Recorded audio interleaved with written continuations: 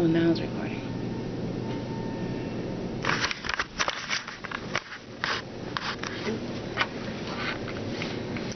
Hello, and thank you for joining us. I'm Shatanti. I'm Brenda, and you just joined us for the daily discussion, where there is always something to discuss daily.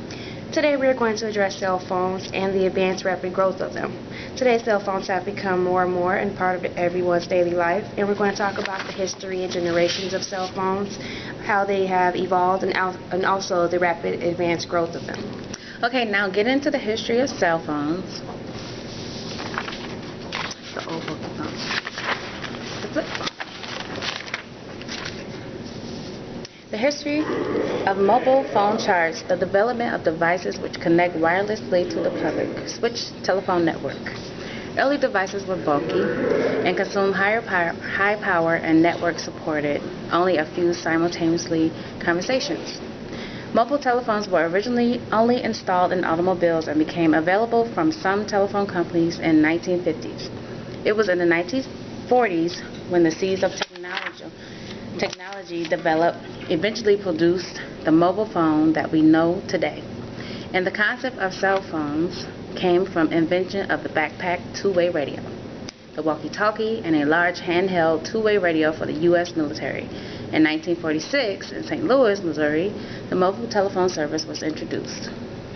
Cell phones are defined in generations such as first, second, and third, and since introduced, the generations have changed dramatically and developed more and have become more and more advanced over time. In the first generation, they were not as compatible with other services and as the mobile device, like the mobile devices we know today. They were only capable of so many calls, and some of the earlier cell phones could only receive calls, not make them. The technological development that distinguished the first generation of mobile phones from previous generations was the use of multiple sites and the ability to transfer cells from one site to the next, and as the user traveled between cells during a conversation with 1G networking. The technology in these early networks was pushed to the limit to accommodate the increasing usage, and in the 1990s, the second generation 2G mobile phone systems emerged, in primarily using the GSM standard. These differed from the previous generations by using digital instead of analog transmission. These are some of the earlier devices that were not as capable as much receiving signals as our phones do today. Okay. This meant that the call networking could expand much further and faster, making it more efficient for users to communicate. Okay. And the second generation introduced a new variant of communication called SMS, or text messaging, something we are all familiar with. In 1998, the first downloadable content that was sold to mobile phones was the ringtone. Today, cell phones are not built to they're now built to download a lot more content, like games, wallpapers, and other downloadable content. Okay. The third generation of cell phones brought across 3G networking, which was launched back in 2001. The high connection speeds of 3G technology enabled a transformation in the industry for the first time. Media streaming of radio and even television content to 3G handsets became possible. Although mobile phones had long had the ability to access data networks such as the internet, it was not until the widespread availability of good quality 3G coverage in the mid-2000s that specialized devices appeared to access the mobile internet. And nearing to the present, the fourth generation of cell phones that brought about the PDA systems, or the personal digital assisted devices. Here one of them right here. This is the BlackBerry, and I have another one, the iPhone, and flip phone. I'm not sure what type of phone it is, but a lot of them have a lot of apps and downloadable content which are used more. To the present time, you can see that development of cell phones have changed from earlier times. They are now used more from just communicating with one another. They now feature more applications and downloads for individuals' lifestyle. Before, you were only able to talk on your phone. Now mobile devices are calendars, alarms, cameras, TVs, and entertainment. Today, cell phones have navigation apps, organizers, social media, and entertainment applications. And the most significant function of the cell phone is the internet. With all of these features, cell phones have become so advanced that it replaces other technical devices such as the camera, computer, and the TV. Radio and iPods and daily planners. They have also gone from being bulky to being very thin. They flip up now, and the latest are also the touchscreen phones. You did mention something about the PDAs, the personal digital assistants.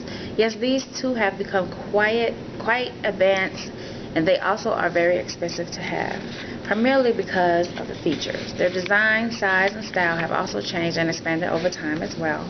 Back in 1940s, the cell phones was attached to a briefcase.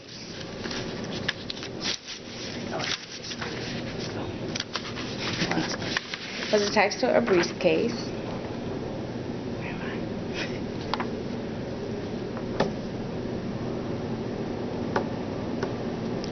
Everywhere with you, and from there they became attached to cars.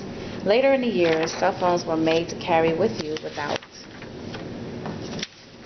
a briefcase, but they were very big and bulky and like 5 pounds heavy and 12 inches long. Today you can purchase a cell phone that weighs about 3 ounces. Yes, and they also come with a lot more accessories now. They come with little clips for your phone at the top, to little charms that you can personalize or get for your own little style. They also come with car chargers. Where to go? These are different little face plates for your phone to design your phone to fit your style and colors. And then here we have Bluetooth, which is a device that allows you to talk on your phone without actually holding it.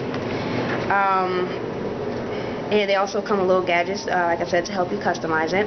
And now to move along, let's talk about the good things about cell phones. Okay. The good thing is that you can always be reached, and you can always reach someone that has a cell. The negative thing is someone may know your every move. Depends on where you go. Yeah, and I believe that one of the pros is that the rise is about the cell phones is the rising growth and development of them. Yes, there are cons, but the main thing that we talked about earlier is how busy many people's lives are, and I believe that in the way it could help people be more organized and connected. Okay. Overall, I believe cell phones are great to have. I believe in the future they're going to be to make them more accommodating for different generations, like for the elderly. Yes, and I think that they will continue to develop and further replace the technology that we know and use today. I believe that cell phone manufacturers are now trying to find a way to design a phone with as much storage and compatibility as a laptop or a computer, and soon after they will replace all of these. And I also believe that soon that the world will be taught and run through computer, well, not on the computer, but on the cell phone devices. Well, okay. Well, that's our show. Thanks for joining joining us.